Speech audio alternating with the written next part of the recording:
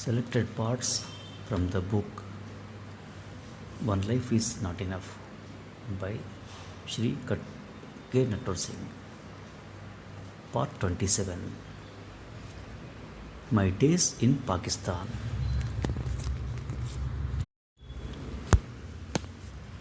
I arrived in Islamabad on 20th May 1980 with my wife. On landing, I looked out of the aircraft window. The media was on the tarmac in full force. I was pleasantly surprised. The government of Pakistan had obviously taken a policy decision to give the Indian ambassador a red carpet welcome. But as I descended the ladder, not a camera clicked and the TV walas took no notice. Who were they waiting for? It was only when the passenger following me came to the door of the plane that the media was got going. The object of their lenses was the diminutive foreign minister of the Maldives.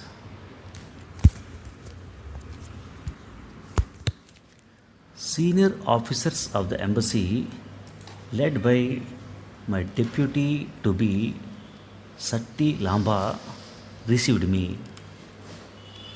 I was eager to get started at my job without delay. I was somewhat apprehensive. Islamabad was the most challenging posting the ministry could offer. Before leaving for Islamabad, I had called upon the Pakistani ambassador to India, Abdus Sattar. We had first met in London in July 1954 during a 4-week course at the Foreign and Commonwealth Office in London. We exchanged pleasantries and he wished me luck and success. Finally, I said to Sattar, I have, like you, been long in the diplomatic arena. I know what to say to our friends across the border. Tell me what I should not say. His candid answer was one which I have not forgotten to this day. Never say that we are the same people. We are not. If we were, then why did we part company in 1947? Throughout my stay in Pakistan, I kept his advice in mind. I also read up extensively on Indo-Pak interactions. Many people take a black and white view of Pakistan. That is a simplistic and superficial way to look at the devilishly complex phenomenon. Pakistan has geography but no history. Efforts to invent a 5,000-year-old history could not and did not succeed. The most serious problem in the country is the unsuccessful search for identity, which still remains unresolved. The most dramatic event came in December 1971 when the people of East Pakistan revolted. They deeply resented being treated as second class citizens who were never considered to be at par with the swaggering Punjabi Musalman, the trigger happy Pathan, or the Baluchi tribal lord, or the Sindhi Vadera. In order to create an identity, People need an idea of nationhood which transcends religion. Pakistanis to this day have not been able to answer that profound question: who are we? For an Indian, Islamabad is a difficult posting. It was like living in a fish bowl. The same cannot be said of Pakistani diplomats in New Delhi. They greatly look forward to a New Delhi posting. They do not feel as isolated in New Delhi as Indian diplomats do in Islamabad. An ambassador has to perform multiple duties. The most seminal is to get to know where power lies. In Pakistan, it was easy. Power was neither diffused nor shared. President Zia ul Haq had no equals. He was chief of the armed forces as well as chief martial law administrator and president. He was not answerable to any legislature. The media, though not censored, did not have unlimited license to write or say anything remotely critical of the president and his army. I presented my credentials to President Zia-ul Haq on 20th May 1980. The credential ceremony in Islamabad is not quite as spectacular, colorful, and impressive as the one in New Delhi. Nevertheless, it is still an event to remember. Before leaving for Islamabad, Indira Gandhi had asked me to take up with the President the plight of Indian prisoners in Kot Lakhpat jail in Lahore. This I did. President Zia feigned ignorance but said he would immediately inquire and let me know. The president had power but not personality. There was something misshapen about it. He was subjected to nationwide decision in the early years of his dictatorship. The president was aware of what was being said about him behind his back and took it in his stride. His lack of charisma was made up for by a stunning display of tahjeeb, tahammul, and sharafat, that is, politeness, patience, and civility. Like Chow and Lay, he was a master at public relations. Zia-ul Haq went on to become the longest serving Pakistan head of state. His tenure lasted 11 years. After the coup in 1977, as a result of which he wrested power from the ruling Pakistan People's Party, President Zia-ul Haq had assumed extra constitutional powers and was answerable to no one. While he publicly announced that he would hold early elections in Pakistan, his declaration did not carry conviction. The Pakistan People's Party, too, after the execution of Zulfikar Ali Bhutto, was a spent force and the party itself was deeply divided. The occupation of Afghanistan by the Soviet Union turned out to be a blessing for Zia-ul Haq. His political isolation following Bhutto's execution ended the day the Soviet Union marched into Kabul. Muslim countries which had boycotted him so far now embraced him and he became chairman of the Organization of Islamic Countries. He faced no serious challenge. None would be tolerated. Although there was discontent in Balochistan and Sindh, nothing appeared in the press regarding these two provinces. Ziaul Haq was proud of being a Stephanian and sharing an alma mater with the general helped me. While the general had not distinguished himself at college, he made up for the educational shortcomings by his military ascendancy. Another factor in my favor was my easy access to Indira Gandhi. Ziaul Haq knew that I carried weight in South Block.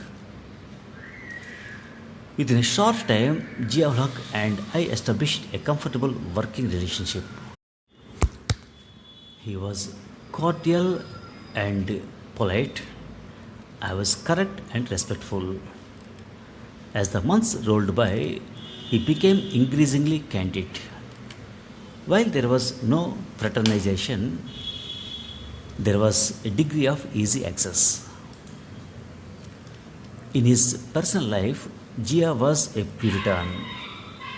He did not smoke and loathed those who consumed alcohol. He prayed 5 times a day. Many Pakistanis enjoyed their drink, but during Jia's 11-year rule, never in public. His passion for austerity did not impress the upper class Punjabis and the Karachi elite.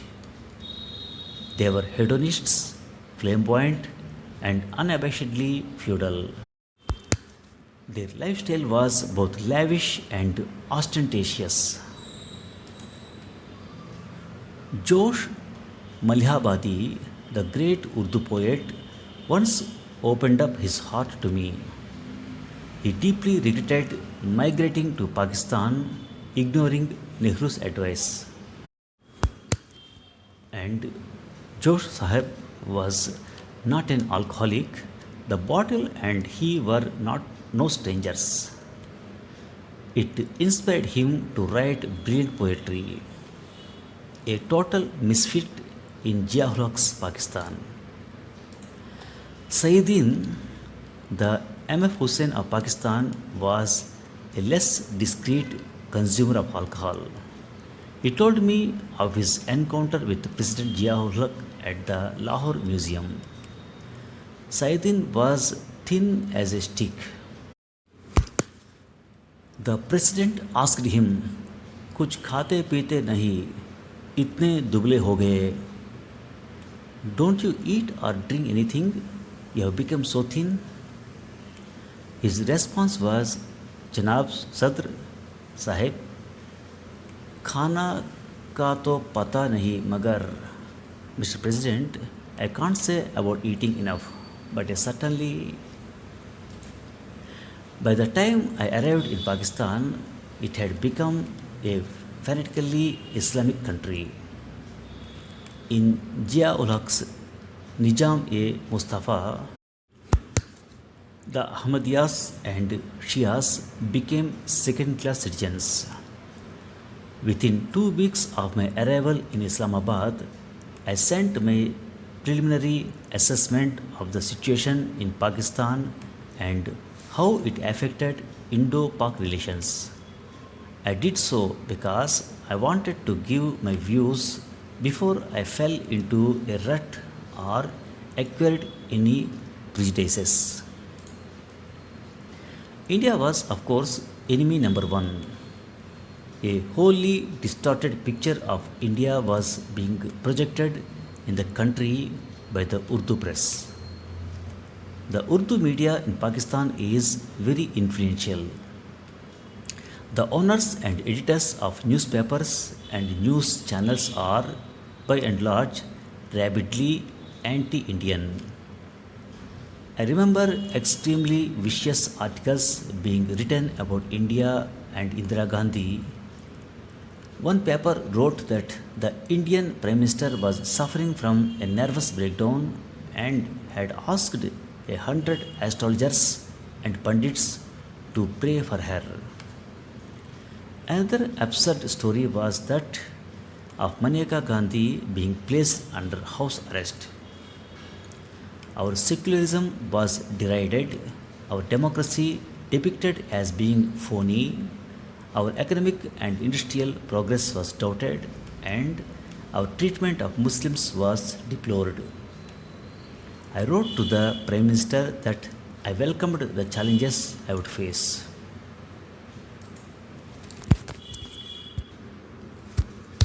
What were the challenges? First and foremost was Kashmir. The second was to understand Pakistan's serious identity problem, which had affected every aspect of life in the Islamic Republic. The third was to keep a sharp eye on the ISI, which at the time was believed to be funding the Khalistan movement. Fourth was getting to the owners and editors of the leading Urdu papers, in particular the Nawa-e-Waqt. The fifth was to deal with the residual problems of partition. Kashmir has poisoned relations between the two countries for the past 66 years, and there is no mutually acceptable solution in sight. The status quo continues, and thus infiltration by hardliners from Pakistan. Kashmir was the principal issue on the agenda of Pakistani government, and it kept me busy throughout my stay in the country. Pakistan was then, as it is today, obsessed with the Kashmir issue and raised it at most international fora, be it the non-aligned movement, the Commonwealth summits, or at the United Nations. India, while not willing to concede even an inch, was not as wholly taken up by the issue. The Pakistani army, the most powerful institution in Pakistan, was completely and openly opposed to any compromise or concession. Obsession and diplomacy do not go together. The economic situation in Pakistan at the time was unsatisfactory. Inflation was high, prices were rising, industrial production was low, and so was national morale. Balochistan and Sindh were restive. No worthwhile land reforms had been undertaken, and Pakistan remained a largely feudal state. The bureaucratic military establishment was all powerful. While Pakistan is not a failed state, it is a fragile one. However, on the question of bilateral trade, which could have improved the economic health of the country, it was the Pakistan government which was backtracked all the time, and India's proposals for increasing trade were ignored without any compunction. The defense budget of Pakistan too was very high. The quality of Pakistani diplomats cannot be questioned. They are a formidable group, and their best are as good as our best. For some Pakistani diplomats, the foreign service was both a cause and career, and for a handful, it was a crusade. I developed a healthy respect for the diplomatic sophistication and subtlety of Shahbzada Yaqub Ali Khan, Agha Sahib Abdus Sattar, to name a few. Keeping the Kashmir question alive on the international agenda for so long needed determination and skill. Even greater was their achievement in maintaining excellent relations with China and the US at India's expense. That too, when Americans were dead opposed to Mao's China between 1962 to 1971. Pakistan's relations with the United States were close and multifaceted. The Americans supported Pakistan's stand on Kashmir. This trend was reflected in the Pakistani media, particularly the Urdu press. They reportedly financed Jia and gave him arms and ammunition. They created, trained, and armed the Mujahideen, who later re emerged as the Taliban. It was the US which sowed the seeds of Islamic terror and was later forced to reap the fruits of it. For a military man, Zia-ul Haq proved to be a shrewd politician. He used four instrumentalities to retain control over the country. Firstly, as Supreme Commander, he had full support of the armed forces. Secondly, he assiduously cultivated religious leaders and orthodox religious parties. Thirdly, he received considerable funds from Saudi Arabia and Kuwait to open a large number of madrasas. And finally, he fully exploited the Soviet occupation of Afghanistan, which he projected as an attack on Islam. Zia-ul Haq's India policy was many layered, and one of the most important aspects related to visiting Indians. He received everyone regardless of rank, status, or importance. Upon being posted to the country, I found that my predecessor did not attend the meetings Zia-ul Haq held with Indians. I reversed the process. It was a change which was not welcome to the president or to Pakistan's foreign office. For the Indian ambassador to be absent from such meetings, I found unacceptable. President Zia-ul Haq was such a Puritan in his personal outlook that he did not allow any cultural exchange with India. He once told me that the scantily dressed young girls who would present dance performances during these cultural exchanges bothered him. Even Indian musicians were discouraged from visiting Pakistan. We, however, did not discourage their singers and musicians from coming to India. I was able to make one exception to Zia-ul Haq's rule. For the Republic Day in January 1981, I invited Ustad Amjad Ali Khan to give a Sarod recital at my residence, to which I invited a large number of Pakistani musicians and officials. The event was a great success. Thank you for listening. The object of their relances was the diminutive Foreign Minister of the Maldives. Diminutavg. Diminutive means extremely small. I also read up extensively on Indo-Pak relations. Many people take a black and white view of Pakistan.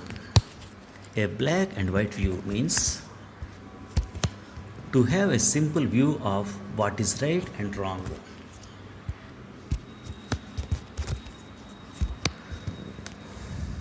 The most dramatic event came in December 1971 when the people of East Pakistan revolted. They deeply resented being treated as second-class citizens who were never considered to be at par with the swaggering Punjabi Mussalman. Swaggering, Swaggering, swaggering means behave in a very confident and arrogant way. An ambassador has to perform multiple duties. The most seminal is to get to know where power lies. Seminal, Seminal, seminal means most influential. Before leaving for Islamabad, Indira Gandhi asked me to take up with the president the plight of Indian prisoners in Kot Lakhpat jail in Lahore. This I did. President Jia feigned ignorance. Feign, feign means pretend. The president had power but not personality. There was something misshapen about it. Misshapen means not having the same and normal shape. I developed healthy respect for the diplomatic sophistication and subtlety of Shahbzada Yaqub Ali Khan, Agha Shahi Abdus Sattar, to name a few. Subtle means a manner that is so delicate to describe. Secondly, he assiduously cultivated religious leaders and orthodox religious parties. Assiduously means showing great care and perseverance. Thank you very much.